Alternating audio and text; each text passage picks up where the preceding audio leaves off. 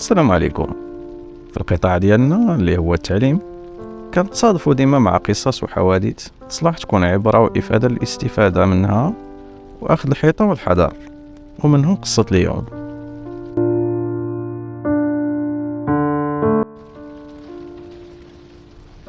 قصة اليوم قصة قديمة شوية ديال واحد التلميذ اللي اختفى من بعد الموت ديال مو فاطمة.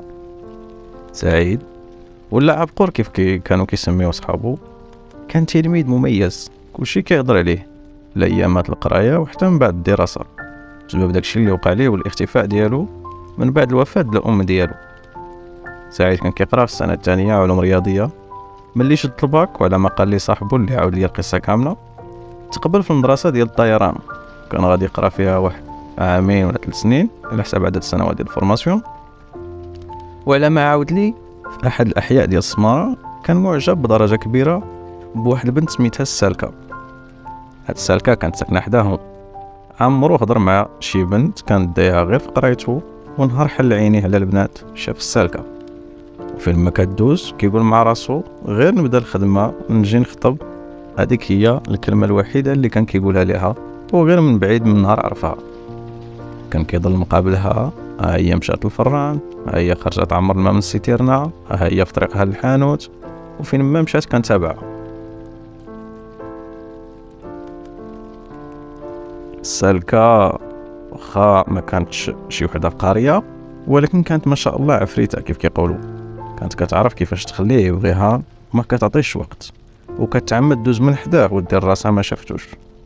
وبعض المرات كاع كتكتب على دارهم ودير راسها مريضه غير باش تغبر عليه، وتوحشها وتخليه يقلب ويعرف عليها شي خبر بحال الحمق.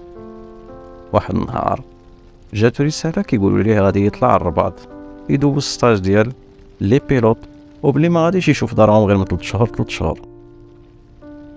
النهار اللي كان غيسافر فيه للرباط بقى كيتسناها كيف العاده حدا باب دارهم، وملي خرجت بقى تابعها كيساين غير الفرصه تبان شي بلاصه خاويه ويوقفها ويهضر معاها. فعلا ملي وصل لواحد الخلا وقفها وقال لها اسمحي لي نهضر معاك. قالت لي سعيد ياك لاباس، مالك تابعني، غيشوفك شي حد ويقول غير ما بيننا شي حاجه. قال لي راني غادي نسافر للرباط وصبري عليا عامين ولي بيلوط ونتزوج بك. قالت لي ويا طنجة بيلوط كاع خطره وحده؟ قال لها نولي نسوق الطياره ونديك فين ما بغيتي. ضحكات وقالت لي سير ترقد سعيد، رانك غير كتحلم ولي. ركبت فيها بعد انت باش تسوقها، خلاته ومشات. واخا هكاك سعيد كان فرحان حيت اول مره غادي يسمع صوتها ويشوف ضحكتها مباشره، واخا عليه الصراحه. سعيد سافر للرباط، وكل 3 شهور كيرجع كيبقى واقف حدا باب دارهم حتى كيشوفها هي الاولى، عاد كيمشي يشوف مو فاطمه. دازت الايام والايام، وملي جات السماره واحد الكونجي في 15 يوم بقى حدا الدار ما بانش ليه السالكه.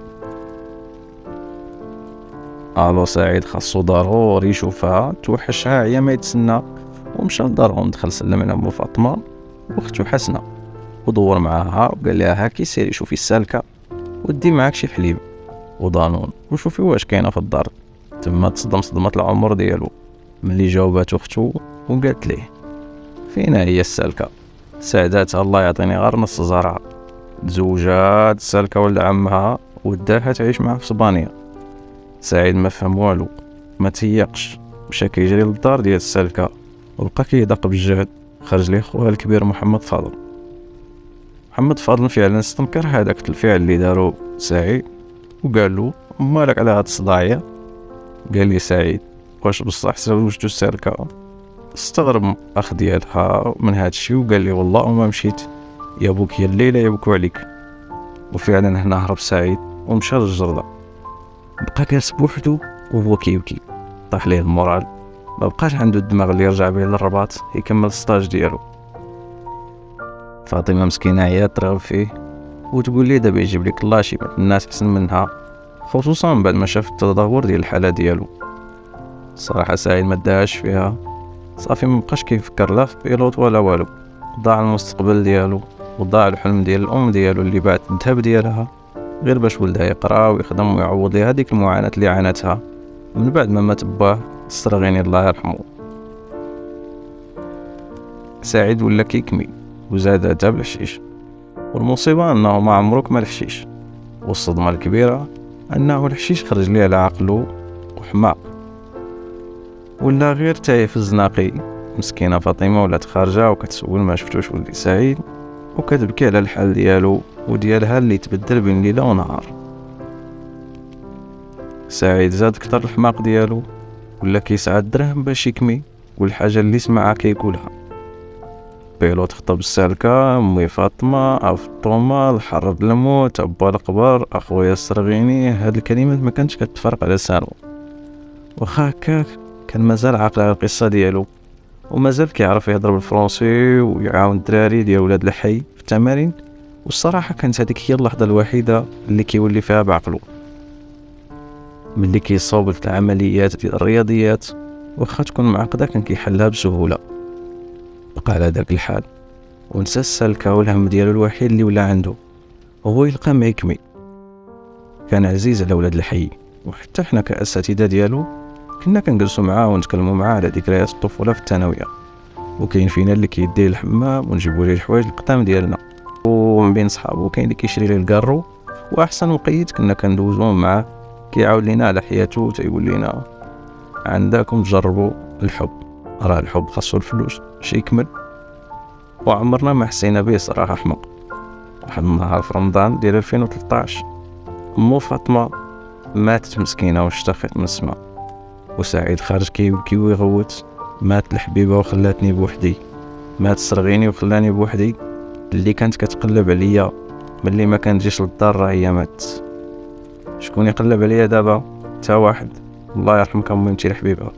اسمحي لي بزاف ما وصلتش لداك الشيء اللي كنتي كتمناه. ما كملات السيمانة سعيد ملقب بعبقر بات مصبح وتا واحد ما قلب عليه. وتطوات القصة ديالو بالاختفاء، حتى الاخت ديالو ما عمرها سمعت عليه خبر. وهكذا كنكونوا كملنا القصة ديال سعيد. نتمنى تكون عجبتكم، وإلا عجبكم المحتوى ديال القناة وبغيتوا تسمعوا المزيد من قصصنا بقطاع التعليم، ما تنسوش تدعمونا بابوني وخليوا لنا شي تعليق يشجعنا. وردوا بالكم واحميوا عائلاتكم من اي بلية واي مخدرات. دوزوا بخير.